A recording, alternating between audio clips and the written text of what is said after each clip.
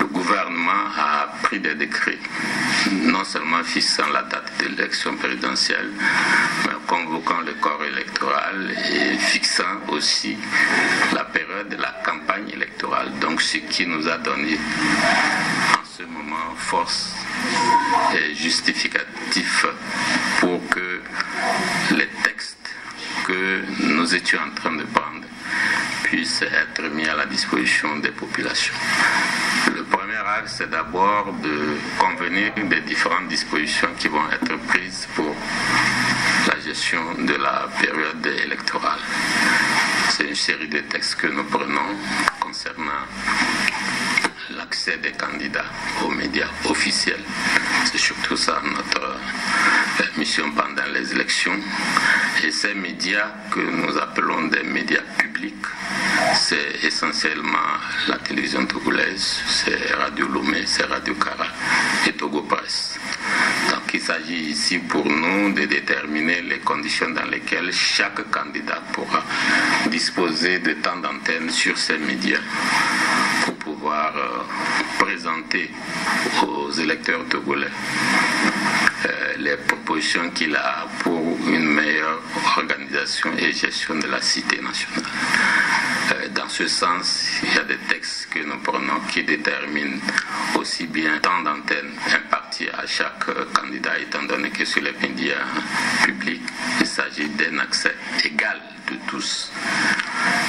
Donc nous avons travaillé dans ce sens et nous prévoyons qu'au cours de cette période, il y aura des messages, des déclarations que les candidats feront et qui seront organisés en 3 diffusions. Donc chacun aura droit à 3 diffusions au cours des 15 jours. Chacun aura droit à la couverture de 5 manifestations et la restitution de ces manifestations se fera selon la même durée. Donc évidemment, il faudra que les candidats puissent eux-mêmes dire quels sont les candidats et les manifestations qui souhaitent que les médias publics viennent couvrir. Donc voilà pour ce qui concerne les médias publics tels que j'ai cités. Alors la mission des médias publics ici, et nous l'avons étendue à un certain nombre de médias privés. Vous savez qu'à l'occasion des élections municipales dernières, nous avons fait l'expérience de faire intervenir des médias communautaires, notamment des radios communautaires et rurales dans la gestion de la campagne. Alors c'est pour cela que, fort de l'expérience qui a été pour nous très concluante de l'utilisation de ces radios, nous avons souhaité même élargir cette émission à l'ensemble des radios privées de l'intérieur du pays. Il s'agit naturellement de toutes les radios communautaires, de toutes les radios commerciales de l'intérieur du pays. Et comme le stipule surtout le cahier des charges des radios confessionnelles, elles seront les seules exemptées de cette intervention. Évidemment, nous travaillerons dans les prochains jours à déterminer avec ces radios les conditions de leur intervention. Nous avons prévu de faire intervenir dans des émissions spéciales produites par la télévision nationale notamment, tous les candidats qui pourront disposer d'une tranche de temps assez importante pour leur permettre de donner tous les contours des programmes qu'ils entendent appliquer une fois élus dans notre pays. Donc il s'agira d'émissions spéciales qui pourront durer 60 minutes, qui seront réservées à chaque candidat.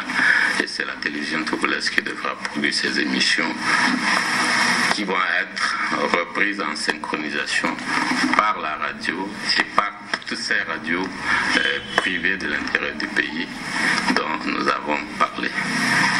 Évidemment, au niveau de Lomé, nous estimons que toutes les radios, Radio Lomé, la télévision togolaise sont suffisamment bien captées ici, mais nous pensons, comme la dernière fois, impliquer une radio rurale qui se trouve à Lomé, qui pourra participer à cette campagne. La deuxième séquence concerne les radios commerciales qui ne sont pas associées à ce que nous venons de déterminer, et la presse écrite, la presse en ligne.